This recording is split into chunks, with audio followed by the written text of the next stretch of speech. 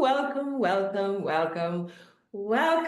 to Everything Sexual.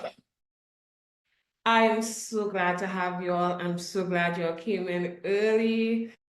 Oh, we're going to have some fun today. We're going to have some fun today. We are going to have some fun today. So today we are going to explore the world of sex. We're going to explore the world of holistic health, and we're going to explore emotions or mindsets or thoughts and our feelings around this very important part of our being. And I'm so glad to have you all here with me. This is exciting, this is big, and it means the world to me that you all are here. So we are going to start very soon talking about three major topics or groups, or let's call it personas, identities, the way you see yourself sexually.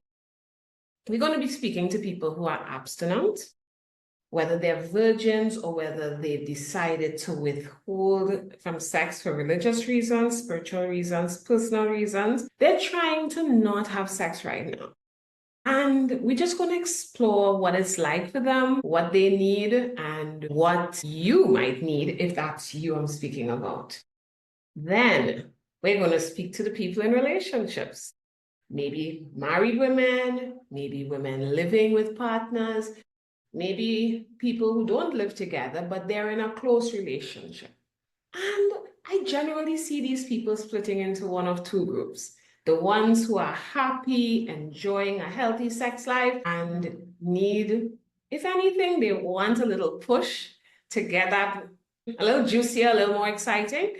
And the ones who, unfortunately, they've lost some of that spark. They think that when you reach a certain age, you're not as interested in sex, or maybe they are overwhelmed with the kids, they're overwhelmed with work stress. Maybe their partner isn't quite coming at them the way they want. We're going to address some of those issues and explore what could be causing those feelings of, I'm not in the mood. No more faking headaches and putting a dry pad between your legs so he won't bother you. We're going to get to the root of that. Last but not least, we're going to talk to the people who identify as sexually liberated. They are free, they're comfortable in their skin, they are happy to have sex when and how they want to, and they don't care who's judging. We're going to talk to them. Or you, if that's you, we'll be talking to you. And we will be seeing if where you're living right now and who you're being right now, is this your authentic self? Is this who you really are deep down inside? And are you content, or are you pretending to be content? Do you want to go deep and further into what you're doing now, or do you want to consider alternatives? We are not judging any one of the choices. We are going to create an environment where everyone is welcome. And I'm hoping that by the end of the prepared speech, you are ready to unmute and talk back to me. We will be opening the floor for questions at the end, and any question is welcome. Doesn't matter if you want to talk about hygiene, health, medical stuff.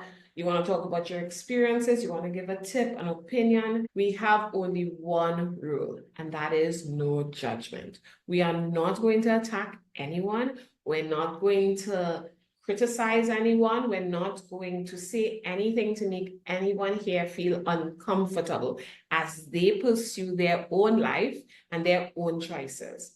So once we keep that one rule, we will be ready to go.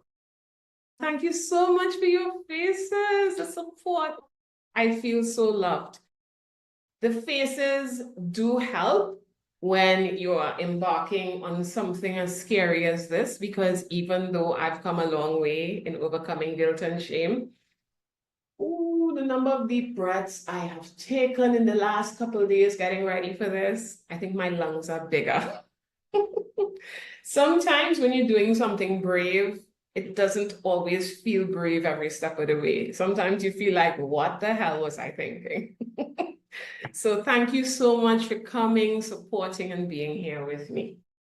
Let's dive right in. Let's dive right in. Abstinence. Abstinence is intentionally withholding from sexual activity for whatever reason. And many times, people who grow up in very moral families or religious families or communities, usually they aim to be abstinent until marriage.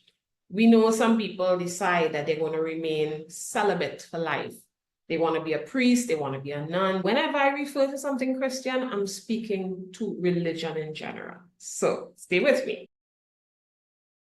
Why you chose to become abstinent is important. Why? Because if it's not your true why, you may find yourself really struggling with the lifestyle. Now, struggling with abstinence is not unusual, I'm sure. Sexuality is a natural part of our biology or physiology, and feeling sexual desire is not sinful in and of itself. It's not something bad. It's not something to even be ashamed of. It can totally be managed, whether it's being managed by you participating in sex or by you withholding from sex. It can be managed. So I'm raising this topic and opening the floor for all my abstinent peeps to step up and speak up, because we don't get a lot of room to express what we are about or what it is we're doing and why. We don't get a lot of room to discuss the challenges, because a lot of the times when you're living an abstinent life, especially when you're doing it for faith reasons, it is just assumed that this is a lifestyle and you're supposed to do it and you're doing it because it's what God wants. Do you often get a chance to speak about the challenges? That's what I'm here to present to you. When you're feeling desire and you're still trying to not indulge in said desire, what do? Do you masturbate? And if you masturbate, do you feel guilty for it and shame? Do you hide it? If you don't masturbate, do you just stay frustrated? What else can we do? I have a few tips.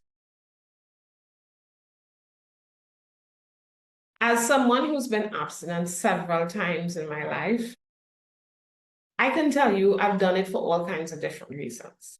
So I'm going to share some of my personal story to just make you feel comfortable sharing yours, whether you share it out loud or if you just ponder it in your own heart. If you want to, the first time I was abstinent, because I was raised to be abstinent by my mother, because I was encouraged to be abstinent by the church, I wasn't even 100% certain if I was being abstinent because I wanted to be abstinent. I honestly never had a chance to ponder it, because I was always being bombarded by other people's opinions where abstinence is concerned, where sex is concerned. It was hard for me to breathe, to be sure about what was my actual opinion. As a result, I struggled because I would feel for this and I would feel for that. And I'm not sure, is this my sin? Is this the devil tempting me? Is this God pulling me this way? Am I just, I use this term, it's not meant to offend anybody, but it felt a lot like my only choices was to either be holy or be a hoe, with nothing in between. I'm going to use that term from time to time, and it's not meant to be offensive. It's a term that I personally, in my healing journey, had to embrace, because the term whore has come to be such a derogatory term that has been bandied about through the years, where even if it's not being said openly, it's being implied. And it has been said to me openly a few times, directly or indirectly. So I took the term and I lassoed it. Just like how Black people now use the term nigger and they use it as a term of endearment so that it no longer has the painful power. That's what I did with the word hoe. In my journey, I found out that when given a chance to explore who I am for myself and giving myself a safety net to not judge myself, to not allow anybody else to judge me, and to deal with people or surround myself with people who supported my journey and supported my self-discovery, I found that I was able to find out who I really was and what it is I really like in a safe and healthy way. And it turns out that in the end, I am a lot of who I was in the beginning.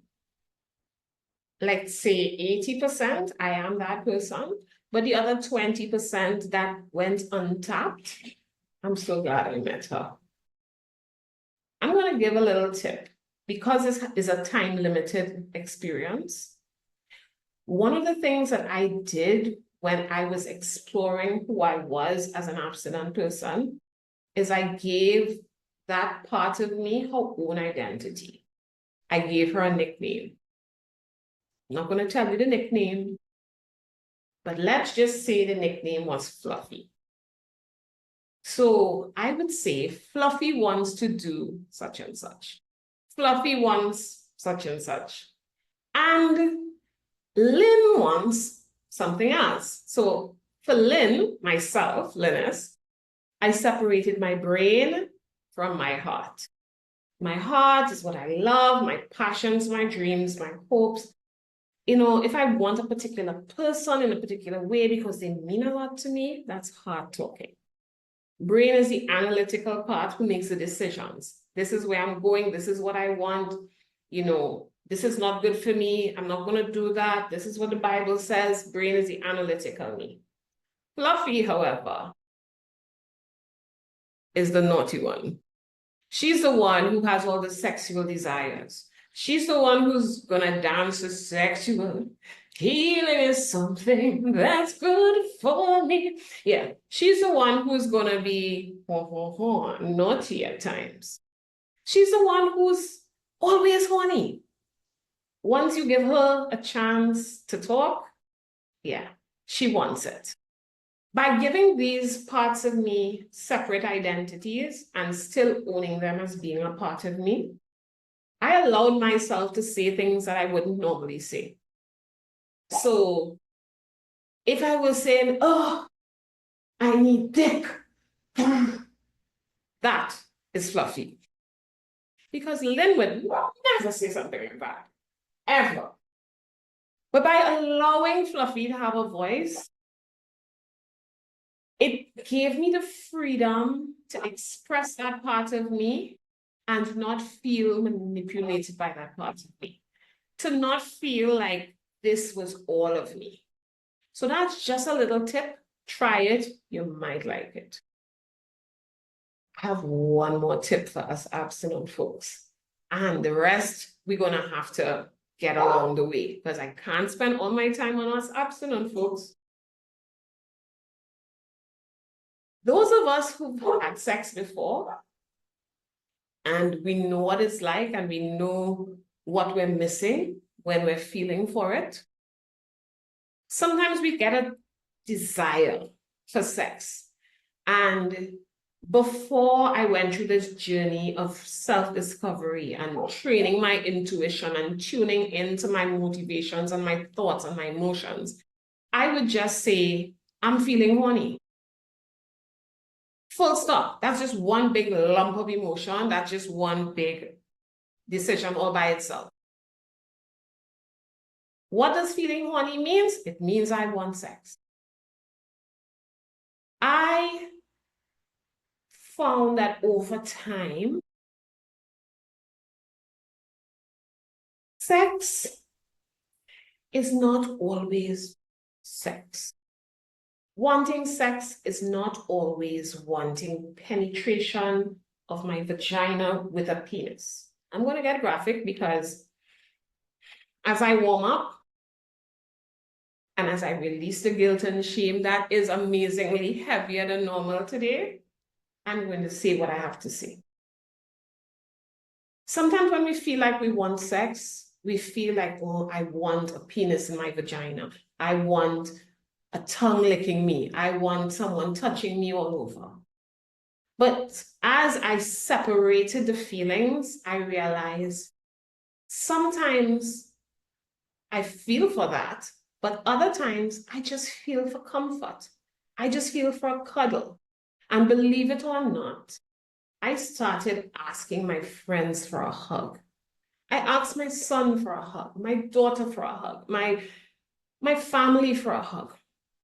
And so many times that hug just satisfied the need, because while I was feeling it was horniness, it wasn't really horniness, it was loneliness. I just wanted human contact. Now, of course, if I got the human contact with some sex, I'd have said yes, thank you. But what I needed the most in that time was human contact and a hug, even a conversation, sometimes just stepping outside and talking to the neighbor made me feel, sometimes I just needed to talk about sex, make a couple saucy jokes with a couple of girlfriends, and I released that emotion, and that was it. It took me years to figure this one out. When I started Latin dancing in 2018, I noticed that I would be feeling pent up sexual desire. I'd be, oh. Then I would go dancing. When I was done dancing, I'd be satisfied. I'd be content. And I kind of thought it would have been the opposite, that if I was close up to a man on a dance floor, I would be more turned on. But actually, no. It turns out that being embraced and moving, and I recently figured out a lot of the physical movements that comes from sex is actually an emotional release. Have any of you heard about somatic exercises? Could you put up your hand if you heard about somatic exercises? Okay.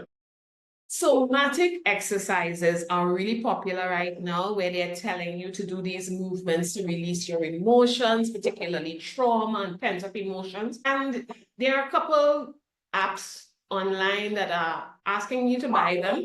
What I found out in my own life, and I actually figured this out like a week or two ago, I was doing my own somatic movements because there are times when just moving my body helps to release a lot of emotion.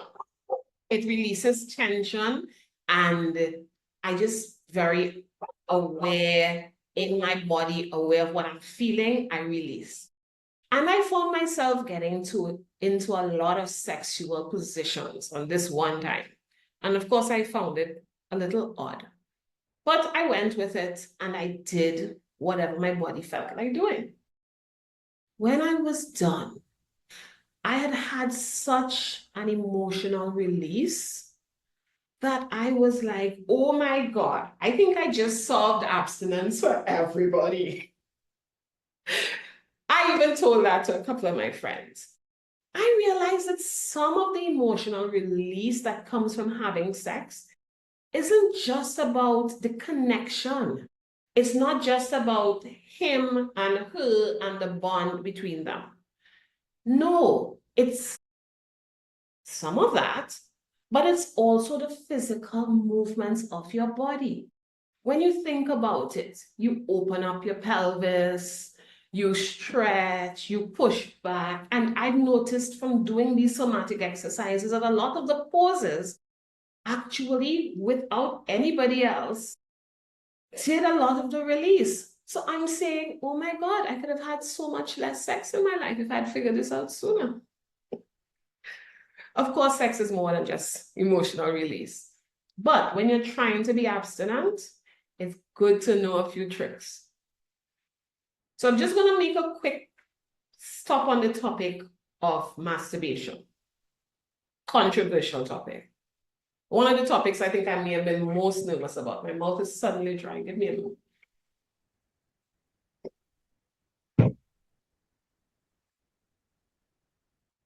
I've always been made to feel guilty about masturbation, even though it's something that I personally don't like, believe it or not. I personally prefer human contact. I prefer the full experience. So I had to explore for myself. Why do I feel so guilty about the concept of masturbation when it's not even something that I overindulge in or something that I regularly indulge in? Yes, okay, so I occasionally touch myself. Who doesn't? You have to bathe, right? So sometimes enjoying the ablutions in the bathroom can take a while. And the little pose, it takes a little longer to wash yourself than at other times. You know what I mean? But I used to feel guilty about it. When I explored and gave myself time to really see what is it I want, what is it I like, I realized, well, one, I don't really like masturbation. Two, masturbation is helpful when you just have that pent-up energy and you need to release it. Three, masturbation can keep you out of trouble because when you're in a critical place where you're really desiring sex and you have a phone number of somebody who will give it to you, but you don't want to do that for your own reasons, be it spiritual or otherwise, you can decide to make that call or sort yourself out. Which is I nearly said which is the biggest sin, but I actually believe in God's eyes sin is sin. But if you had to pick one, which one would be the better option for you? So sometimes we can't be the perfect version of holy that we want, but we could find something that's not as bad. It's not going to let us go all the way to where we don't want to be. And I'm talking about where you don't want to be. Consider it. There's another reason that I am pro-masturbation. As a medical doctor, for those of you who don't know, I am a medical doctor in Trinidad and Tobago. So many times I've seen patients come to me with concerns, with problems, with challenges, and they could not tell me certain things about themselves. Like if they have let's say they have a painful pimple on their vagina, or they feel a swelling, or they think there's blood coming out of them and they're not sure where it's coming from. When I ask them about it, it's amazing to me how little they know about their own bodies. It's amazing to me that it's as if they're afraid to touch themselves, even for a medical exam. They're afraid to look at themselves. They will not take a camera and put it and see what they can see.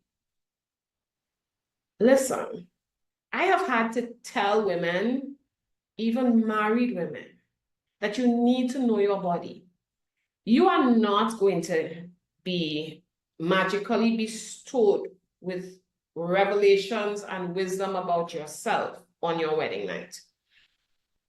So if the first time you get familiar with Fluffy is on your wedding night, we're going to have some problems.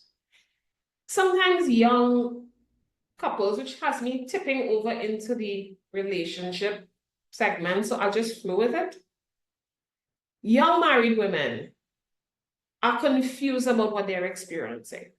Some of them are dissatisfied sexually, but they can't even identify it because they've never explored themselves, they've never touched themselves, they've never masturbated, they don't know where their clitoris is or how to stimulate it.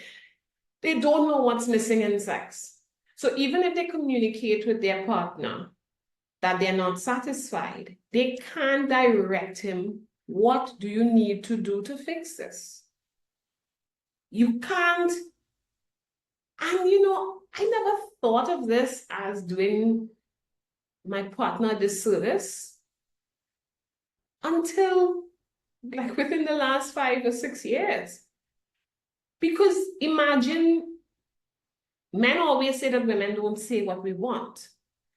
So we're letting them know that we're not satisfied, we're not climaxing, we're not fulfilled, but we can't tell them what we want. And because through the years, even when I was in this place, I was counseling and coaching women who knew what they wanted or knew less than I knew about what they wanted, I realized I did myself a disservice by not getting way more familiar with Fluffy when I had the chance, when I was alone and in marriage. Because I remember church leaders saying that masturbation in marriage is wrong because you're taking away the pleasure and connection that you're supposed to be having with your partner. So I wasn't doing it. Never mind, he was. That's not the point. When I did start to get to know myself, I did tell you I don't really like doing it, but I did it and I explored myself and I got familiar with myself. And then I found that I was much better able to say a little more of that. Stop that. Try this. Try that instead. Try this angle. Let's try this pose. Your ability to enjoy sex will become so much better the more you know your own body. And take a deep breath on that.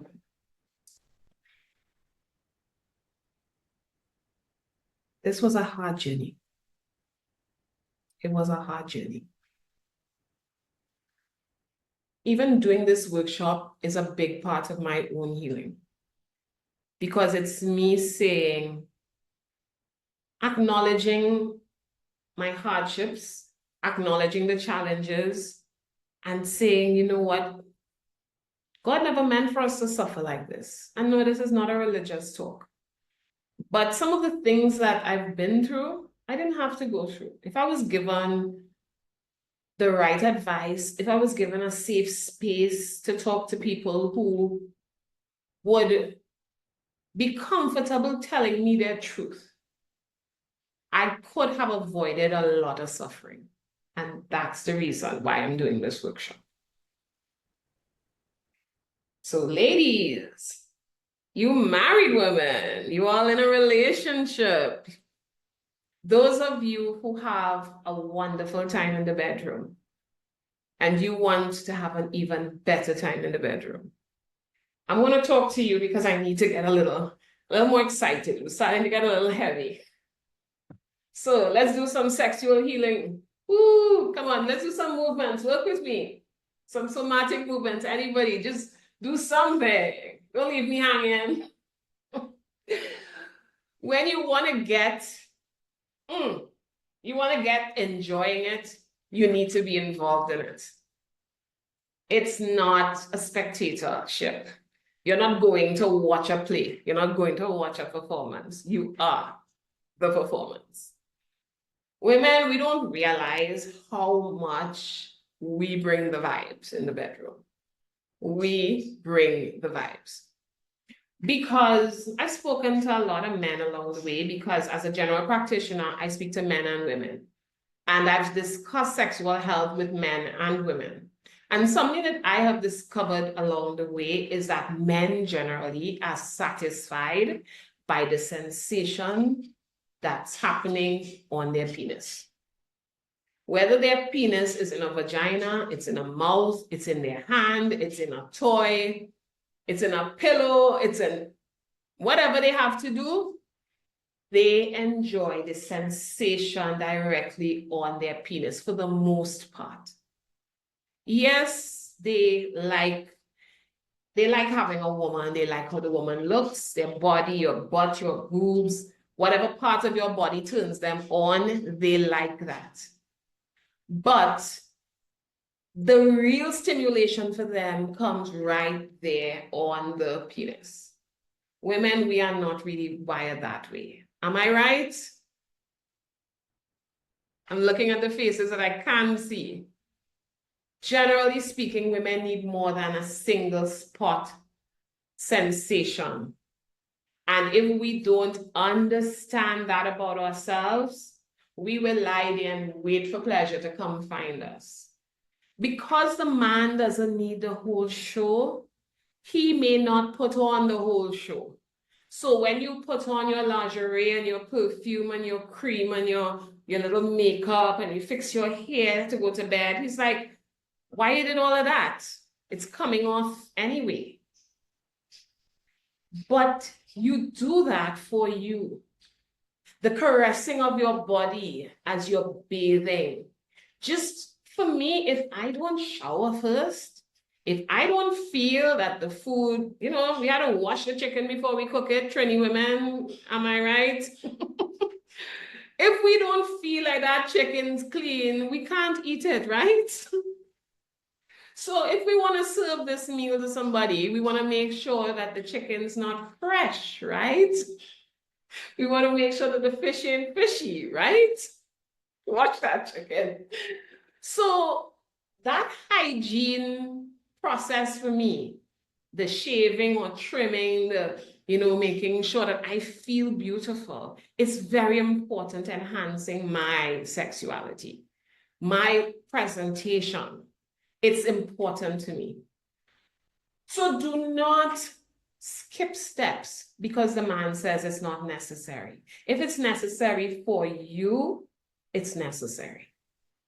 If you need makeup or no makeup, you need your hair fixed a particular way, you want to wear something slinky. Some women don't feel comfortable in their bodies and they rather wear a full teddy that covers them up. If it covers you up and you feel sexy in it, cover up. But do not hate on your body during this very important time. Remember that for the most part, the man is looking for the pussy. Did I say that word? Yes, I said that word. The man's really looking for the pussy.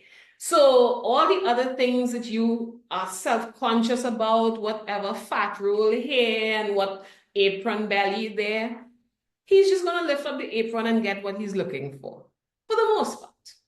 Of course, there are some men who will want to shame you for your body. We're not focused on them right now. We shouldn't even be dealing with them right now. We'll deal with them, put them in their place, but we're not going to allow anybody to take away our self-confidence and our, wellness and mindset as we present ourselves for this most special occasion. So we want to do whatever it takes to get us in the mood, make a ritual of it, be mindful and present in yourself as you do these things and notice what you like. The one time I love to put cream on my body is during an intimate time. And I hate creaming my skin because I sweat a lot. So cream tends to feel icky. So if I have somebody else who's willing to put the cream on me, I will happily take it. I love going to a masseuse and having oils applied. I love having my partner cover me with oils or cream or whatever. And in the process of applying it, there's a little caressing, and that just gets all of my nerve endings going. And it helps to set the stage for what's to happen. Women, do not be afraid to manage the performance. Do not be afraid to say no, not yet, if he's rushing you. And don't be afraid to say, give it to me now, when you're ready for it. Okay? So these are some of the things. Of course, I have way more tips to share. You can DM me afterwards. But these are some of the basic things. Just tuning into yourself, acknowledging what you want, what you like, and putting the expectations in place. So skipping foreplay is not an option. We are going to do this. We are going to, just set the stage. Set the stage. Oh, let me mention this. I've heard a lot of men say that they don't like that women don't initiate. They don't like that they feel like they are always begging for it. A lot of men love when women initiate, right? For most of us, it's only one man's opinion we need. So I would encourage you to listen to your man. Listen to your partner. What is it he needs for your sex life to be better? Don't read books and go to podcasts and news and whatever else as your primary source of information about what will satisfy a man. You want to explore, you want to learn, you want to read. But it's one man you have, or if not, you still have to specify for each individual you're with. You have to give what he wants in order to have the experience that you want to have with this partner. We will touch on that some more. But what about the ladies who are not interested in sex anymore? What about the ones who decided that they'll just fake it? The ones who decided that they would just pretend. I've literally heard of people putting a pad between their legs so the man thinks that they're on their period. Would you want to lie to yourself and your partner? Would you want to deny yourself pleasure and deny your partner fulfillment? Would you want to not confront the issues that are making you decide that you don't want to do this right now? Would you want to not communicate your truth? I hope you know that communication is a very, very important part of a relationship. And being honest with each other is very important. We all probably know that you can't always be 100% honest with some people. So we can't fix all of communication, all of our relationship issues only in the bedroom. But the issues you have in the bedroom are a bit of an indicator of some of the other issues that you're having in your relationship and in a more holistic way. So when you find yourself just not connecting in the bedroom, I am suggesting that you tune into what else is going on. Sometimes a relationship has gotten to a point that is just unhealthy, and the communication has broken down. Your feeling of respecting him has gone away. Your feeling of being respected has gone away. Your feeling of being loved, your feelings of love. Sometimes you're overwhelmed with the children, with the responsibilities of life, with earning a living, with providing. All these things are overwhelming you. And it filters down into your body and it manifests in physical symptoms. Sometimes there's nausea, sometimes there's headaches, sometimes irregular periods, sometimes cramps and aches and pains, not sleeping well. Those are some of the undiagnosed symptoms that I talk about in my bigger program. But it also manifests in loss of libido or sex drive. So my point is, if you find you've just lost interest in sex, don't just take it for granted that that's how it is. Now, many times you speak to your mother, your cousins, your sister, your friends, your aunt, and all your friends lost interest too. So you figure, yeah, this is just how it is. Might I tell you, birds of a feather flock together. So people who are not enjoying sex tend to get comfortable with each other. They have their little morning party together, and we will gripe about our spouses together, and we get comfortable in that little world, and nobody in this world is looking to solve a problem. So I'm here to just say, if that's not the life you want to live for the rest of your life, you don't want to be a sad, lonely, unhappy married person who's not enjoying sex, and you desire to switch things up a bit, stay tuned. Let's keep working on it. Let's keep looking into it. Try to figure out what exactly it is that you want, what it is that's missing, what it is that's affecting you. And sometimes just figuring out what it is not enough. Because if your job is stressing you out, it's not always easy to just leave your job and the stress. If the responsibilities of parenting are overwhelming, you can't just stop being a parent, give the children away. But if you can identify the problem, sometimes there's a less extreme version that gives you more freedom, more wholeness. It gives you an opportunity to heal. What am I suggesting? Do you have any friends, family, or even your children's friends that they may want to have a play date with, spend a day with, spend a weekend with, so that you and your spouse or partner can have some time to reconnect? Sometimes we have to do things that are intentional. Sometimes we need to say, I'm sending the children to camp this week.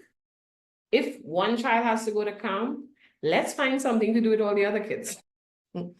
Grandma, auntie, let's make it a thing so that for at least a week or two in the summer, or maybe just a weekend, you and your partner can have some time to reconnect. You can have a scheduled time during the week where, given what your schedules are like, this particular time of the week is just for the two of you to get intimate. It may be sex, it may be just cuddling, it may be talking, but you have to be intentional about it. The loving, passionate relationships don't happen by accidents. They don't just trip into each other being passionate. They have to work at it. Am I right, ladies? Those of you who have good relationships, you work at it. And those of us who have bad relationships, it doesn't mean that we didn't work at it. I know for sure. But sometimes we work hard, and if our partner is not on the same page with us, we could feel like we're working in vain. And that's when you may need to say, are we in this together, or am I in this alone? Sometimes you need to say, this is what's happening, and this is how I feel, and this is what I need, and see what happens. True story. That conversation I had a year before I got divorced. And the reason I got divorced, apart from, all the other little things that come up here and there that makes marriage difficult. But when I put my whole heart on a platter and served it to him, and I said, this is what I need to be okay. And in that conversation, he only spoke on one topic, which was the sex. He didn't address any of the other things that I said needed to be dealt with. And even the topic he did choose, he still did not make an effort to really give me any of the things that I needed. He just spoke about it and then ignored it. And then the other things he just completely ignored. That gave me the answer I needed. Not to be a Debbie Downer, I counsel a lot of women and men. And I can tell you that when I speak to them, a lot of women have a good relationship and can't see it. Sometimes it's just a blind spot that they can't see what they can do different to make a big difference in their relationship. And I help with that. I help them to see what they're missing. And I suggest, okay, why don't you go discuss this with him? And let me know how that goes. Or I help them to reframe a particular thought process to see how adjusting this might change the way you feel about everything. And it's really beautiful and refreshing to see somebody come back and say, I realized that in this particular instance, I think I'm the problem. I need to address this, that, and that. And I'm not about blame. I'm not about whose fault is it. But I do believe that when we can take responsibility for our contribution to a problem, then we are empowering ourselves to fix it. I would rather search a situation and find out that I am the problem and have all the power to solve the problem than to be in a situation where everything is somebody else's fault and I am powerless. I'm just a victim. So finding out that there's something you need to change is not necessarily a bad thing. It's an empowering thing. Because if it's something you need to change, you can totally change it.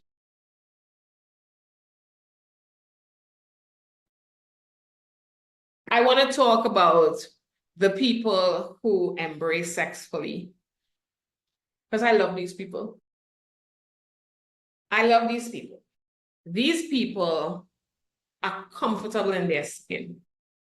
If you raise a topic of sex, they speak freely, they speak openly. Now, they don't have to tell you all their business. It's not that they're not private people.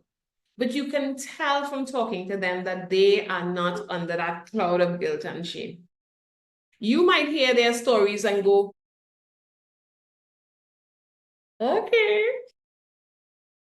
But they are living what they consider to be their best life. I love these women. These women have empowered me to find myself. They've challenged me to search myself, to, test my boundaries, to see what I like, what I would be willing to try, It's expanded my vision of myself and my own sexuality. But the reason I added them to the list and didn't say, well, they're good, they don't need any sexual healing, it's because I've spoken to so many of them over the last 25 plus years that I realize it's not always the whole story.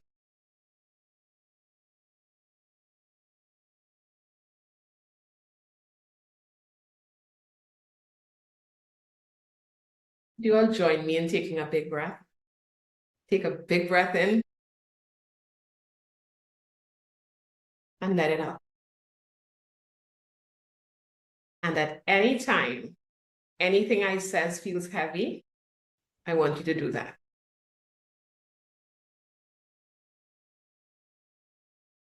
The longer you breathe out, the more you can regulate your nervous system. But you can try different patterns of breathing to find what feels best for you.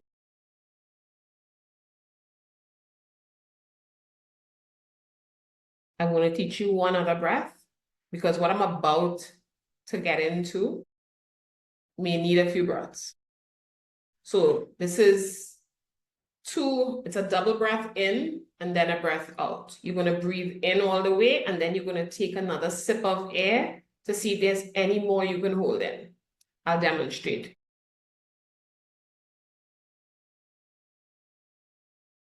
Then you release it slowly. So you take a full breath, and when you think you're full, suck in a little extra, and then release it slowly. Try it with me.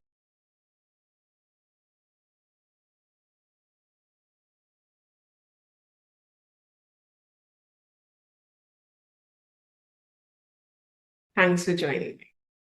Whichever of those felt better to you, you can do if you feel any emotions building up for you. And if you need a timeout, take a timeout. Right? You can either send a message or you can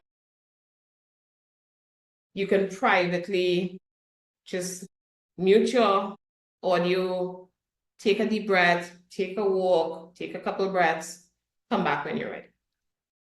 Because I'm going to step into a heavy topic, which is trauma.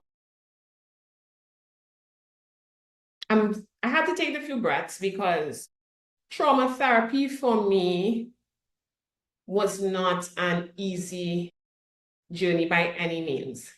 In fact, little secret, my therapist is actually here on the call. So nice to have you. I'm not going to say who you are.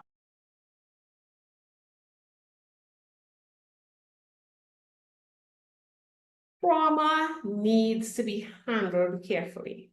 It's not something that you can just wave a wand. That's one of the problems I have with that ad about somatic exercises. They make it seem as if anybody could just do this exercise and after 28 days, you're going to finally release the tension from your hips and cry. It's not that simple. Somatic exercises can help, deep breaths can help, but it may not be all that you need. You might need a psychologist, you might need a psychiatrist. I have both. You might need a therapist. I have that too. You might need to be in a community where you get support. I'm in that too. It took a lot for me to get through my trauma. It took a lot for me to heal from childhood experiences. So don't think that whatever you have to do is better than, worse than. Does it say that you're weak? Does it say that you're strong? What does it say about you? It can say about you whatever you want it to say about you. Don't let anybody, including yourself, judge you for doing what you need to do to be well. So I'm putting that out there first, because what I found out is the women who have recreational sex, multiple partners, people who are described as promiscuous, people who are given less beautiful terms. Some people are sex workers and they are content being sex workers. They embrace that lifestyle because they are happy with the income they get. They say they are comfortable in that identity. I don't know anybody personally who is a sex worker, but I have watched interviews with people who say that they chose this life. They were school teachers before, and then they started doing this at the side, and then they found that they preferred this. And I am not at all here to judge that choice or to say that they lied or anything like that. And I'm not encouraging anybody else to do so. But what I am saying is I've spoken to a number of women over the years and men. And what I've found is sometimes the stories that we tell the world about our choices and the stories that we tell ourselves about our choices are not always the truth. So I'm here to encourage us to challenge our stories. Challenge the stories you tell yourself and challenge the stories that you tell others to see, is this really my truth? Or is there something else I'm hiding from?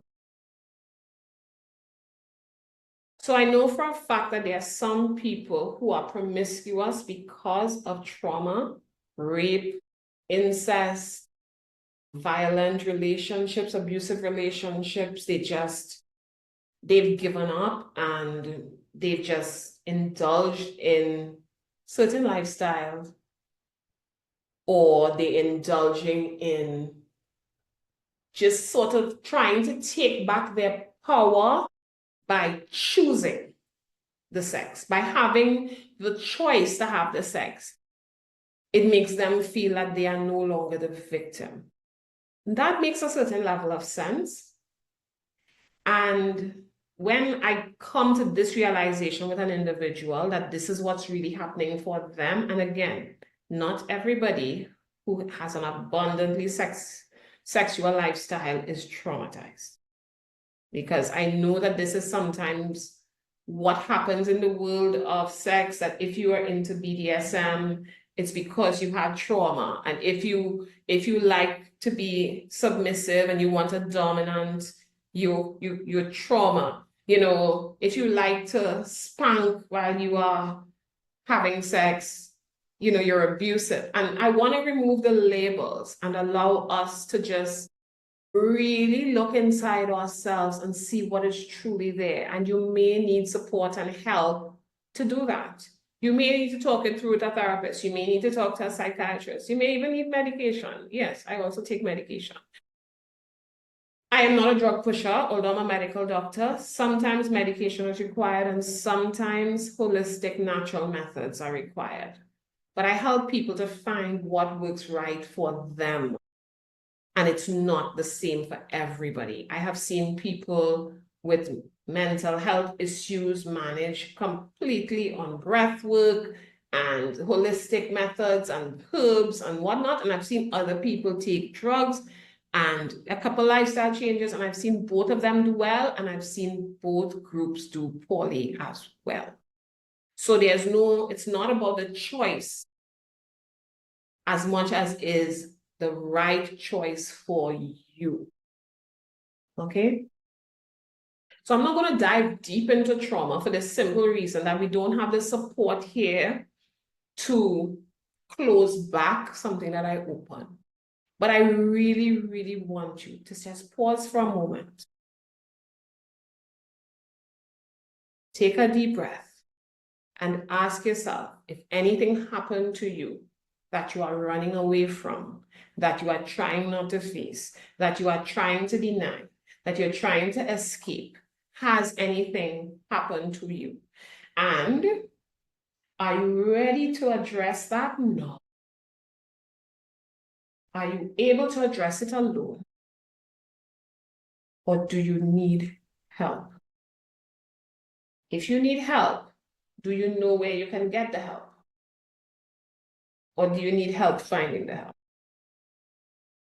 I'll give you a couple ideas. In Trinidad and Tobago, we have the Rape Crisis Center, where if it's specifically something sexual, the Rape Crisis Center has people that can coach you, counsel you for free. In the local health center, there's a medical social worker, there is the nurse in charge, there are psychologists in some health centers now. There is also a mental health clinic that's all free. And then there are also therapists available online. BetterHelp.com is a website that you can find a therapist internationally, a lot of the times in US or Canada, who can support you. And it's at a pretty low price. Depending on how you pay, last time I was there, $80 per week, or $65 if you paid by the month, or $45 if you paid by the quarter. I don't know if the prices have changed. I haven't used them in at least a year. But there is help. You can message me directly and I can help you look if you need support. And I needed to say this out loud. I want you to share this knowledge wherever you live in the world. Be sensitive to your friends, your family. Don't be judgmental, not just because, we're supporting or we agree with what people are doing, but understand that everybody has a story and their why may be none of your business, or it may be something that you can support and help them with rather than just judge them for. Having been the victim of judgment in my life, I can tell you that it's not easy, it's not nice to go through. And sometimes people are fully aware of the choices they're making and they make an informed decision that this is what I want to do and this is who I want. So in that case, respect them, give them their space, just be glad that their choices are not directly affecting you.